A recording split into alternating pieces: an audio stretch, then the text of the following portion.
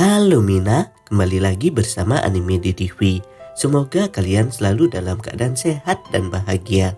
Kali ini Anime di TV akan membahas mengenai manga Tokyo Revenger chapter 227.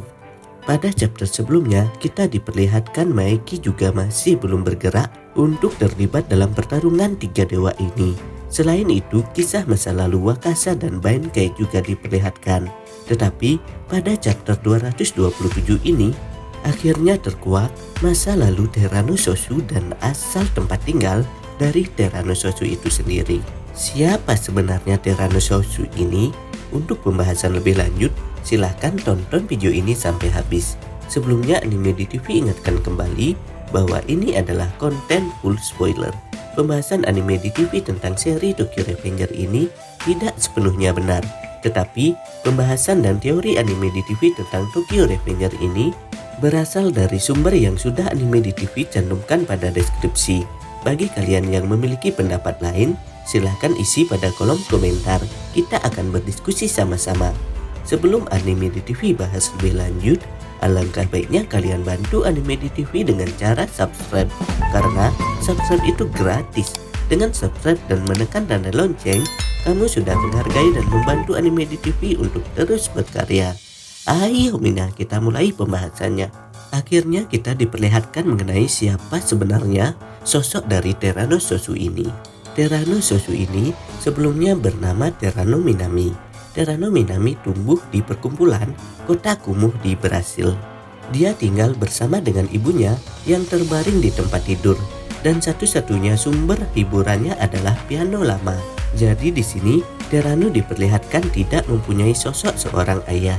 Dia memiliki sosok seorang ibu yang sedang sakit dan terbaring di tempat tidur. Jadi Tyranno di sini hanya bisa merawat ibunya. Kemudian pada panel selanjutnya diperlihatkan pria bernama Dino. Sosok Dino di sini merupakan sosok orang yang telah menjaga ibunya. Karena Minami adalah anak asing, Dino mengajarinya bagaimana hidup di kota kumuh. Dino pun berkata kepada Tyranno, "Kurasa ini sudah waktunya." Maksud perkataan Dino di sini adalah sudah waktunya untuk mengajari Tyranno bagaimana cara menjadi seorang berandalan. Tyranno pertama kali mengalami kekerasan di usia 5 tahun. Dia membunuh musuh Dino. Setelah Tyranno berhasil membunuh musuh Dino, Dino pun berkata, "Kerja bagus Minami, mulai sekarang kau akan dipanggil Sword."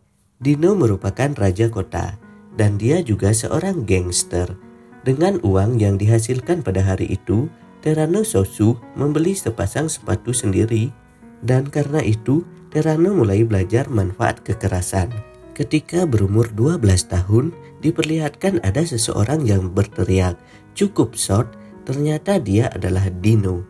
Diperlihatkan bahwa Tyranno membunuh Dino sambil meneteskan air mata. Kemudian pada panel selanjutnya diperlihatkan Tyranno Minami berhasil sukses pada usia 12 tahun. Dia berhasil memimpin salah satu gangster yang ada di Brasil. Geng tersebut bernama Dino Sword, dan ketua dari geng tersebut adalah Tyranno itu sendiri. Kemudian pada usia 14 tahun, geng musuh menggerebek rumah Minami atau Tyrannosaurus hingga membunuh ibunya. Dan kemudian Tyranno yang kehilangan kedua orang tuanya bermigrasi kembali ke Jepang untuk tinggal bersama kakek neneknya. Jadi kemarin ada yang bertanya mengenai kenapa Tyranno bisa berada di Jepang. Seperti ini ya ceritanya Mina. Karena ibunya sudah mati, Tyranno pun kembali ke Jepang, mungkin karena kakeknya berasal atau tinggal di Jepang. Jadi Tyranno ingin tinggal bersama kakeknya yang berada di Jepang. Kemudian pada panel selanjutnya diperlihatkan tanggal 24 Februari tahun 2006. Tyranno berada di tahanan remaja di Jepang. Lah, kok bisa Tyranno berada di tahanan remaja di Jepang? Mungkin karena kepergiannya ke Jepang termasuk dalam kategori yang ilegal. Jadi, oleh sebab itu, Tyranno ditahan pada tahanan remaja. Kemudian, diperlihatkan di sini ada sosok yang berkata, "Sial, anak-anak baru itu sangat nyaman di tempat besar. Sword-san, apakah kamu tahu dengan insiden Kanto? Berandalan yang terlibat dalam insiden itu hanya datang hari ini. Selanjutnya, Terano menjawab pertanyaan dari sosok orang yang masih belum kita ketahui tersebut. "Hah? Maksudmu orang-orang yang ada di sana?" Kemudian, orang tersebut kembali berkata, "Yokohama Tenjiku. Mereka adalah eksekutif geng Tenjiku. Dia adalah Haitani bersaudara." Kemudian, Kapten generasi ke-9 Black Dragon yang bernama Madara Mission, dan former Tokyo Manji Gangs yaitu Muto Yasuhiro, dan yang terakhir di sini adalah Kawasaki Mochizuku Kanji. Mereka adalah pemeran utama insiden Kanto. Kemudian Sword menjawab, "Aku mengerti. Jadi jika aku dapat mengalahkan mereka, aku akan menjadi orang nomor 1 di Kanto." Sosok yang masih belum kita ketahui pun menjawab, "Iya betul." Kemudian Terano kembali berkata, "Pipo, baiklah, aku akan membangun eraku sendiri di Jepang." Jadi ini merupakan cerita awal mula keinginan Terano Sosu ingin membentuk era sendiri yang ada di Jepang. Oleh sebab itu, Terano Sosu menantang orang-orang terkuat yang saat ini sedang berada di penjara. Pada panel selanjutnya, diperlihatkan bahwa Terano Sosu berhasil mengalahkan eksekutif Tenjiku dengan mudah di penjara remaja tersebut. Pada panel selanjutnya, pada tahun 2007, Terano Sosu keluar dari penjara remaja. Ternyata, di depan penjara remaja tersebut sudah ditunggu oleh eksekutif dari anggota Tenjiku. Di sini diperlihatkan bahwa eksekutif dari mantan anggota Tenjiku mengikuti Terano Sosu. "Terima kasih sudah menungguku," Terano pun berkata seperti itu. Dan di tahun yang sama, Rokuhara Tandai didirikan oleh Terano Sosu. Terano Sosu berkata, "Ran, aku ingin mendapatkan Kakucho, manusia terkuat di Tenjiku, terkenal dan masuk ke Rokuhara Tandai." Selanjutnya diperlihatkan bahwa Ran Haitani menjawab, "Nah, Kakucho tidak akan mendengarkanmu. Faktanya, dia bukanlah satu dari kita sampai jika bukan istana yang memintanya." Terano hanya tertawa mendengar hal tersebut. "Jangan khawatir, aku sangat jago dalam bernegosiasi tahu." Pada panel selanjutnya diperlihatkan pertarungan antara Terano Sosu melawan Kakucho. Kakucho berteriak, "Tunggu Sword." Ternyata di sini diperlihatkan bahwa Kakucho sudah babak belur. Kakucho berhasil dikalahkan oleh Terano Sosu itu sendiri. Kita semua akhirnya mengetahui orang terkuat di Tenjiku berhasil dikalahkan dengan mudah oleh Terano Sosu. Kemudian Kakucho berkata, "Aku mengaku kalah." Kita kembali diperlihatkan luka di wajah Kakucho sangat parah. Terano Sosu tersenyum mendengar hal tersebut. Jadi di sini Terano Sosu merupakan orang yang tidak tertandingi. Ketika berduel dengan Kakucho, Terano Sosu berhasil memenangkan duel ini. Dan yang menjadi keanehan di sini adalah Terano Sosu sama sekali tidak terluka ketika bertarung dengan Kakucho. Selain itu, akhirnya di sini kita mengetahui sketsa yang dibuat oleh Twitter resmi Ken Wakui. Pada saat itu, Ken Wakui membuat sketsa Terano dan pada dada kiri Terano terdapat luka bekas tembakan. Ternyata, luka bekas tembakannya itu bukan terdapat atau terjadi pada pertarungan besar tiga dewa ini.